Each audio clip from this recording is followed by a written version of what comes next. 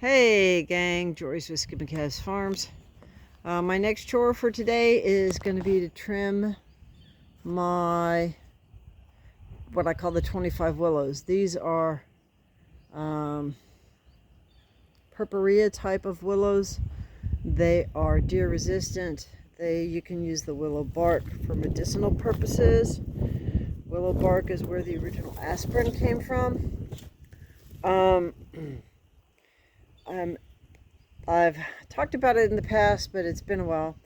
My goal on these willows is to do what they call pollarding.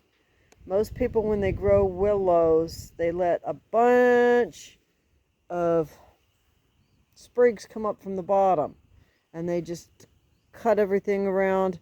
You'll end up with this great big bushy thing, right? But I've just done one or two, and then let it get up about waist, elbow high, and then pollard it. So what I've done on these two is, these are two of the kind of skimpiest. They're at this end of the grow bed, and they've not done all that well. But you can see where I've topped it off at the top. You can see where there is some little tiny sprigs here that have been cut. I haven't trimmed this one yet, so you can see where the bottom's been trimmed before.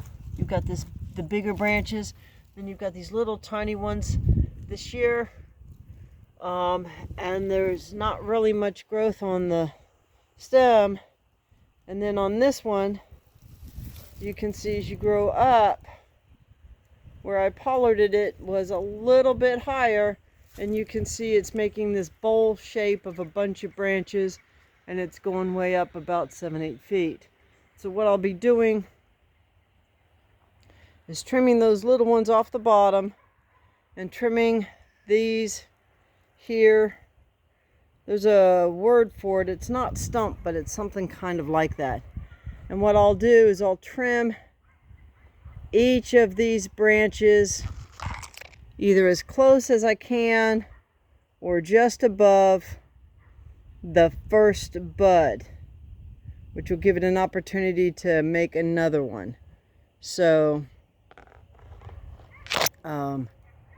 that's what I'll be doing through these 25 willows. And so as you can look across, you can see there's a bunch of whips, and if you look up, you can see some of them are as tall as the roof over my camper, which is about 14 or 16 feet. That's 1 year's growth. So anything that looks a little red, that is this past year's growth. So basically anything from elbow height and above is all new.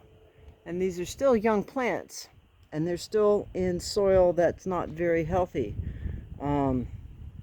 So once I get the soil a little bit better stabilized, these buggers ought to really be growing good. But really you don't need anything much bigger than 6 foot long or 8 foot long, unless you're gonna do like a fence. These are all not much bigger than your finger. None of them are bigger than my thumb. You can cut them. You could weave them green for a basket. You can cure them and then weave them with a basket. They'll hold up a little bit better that way. They grow a lot of biomass.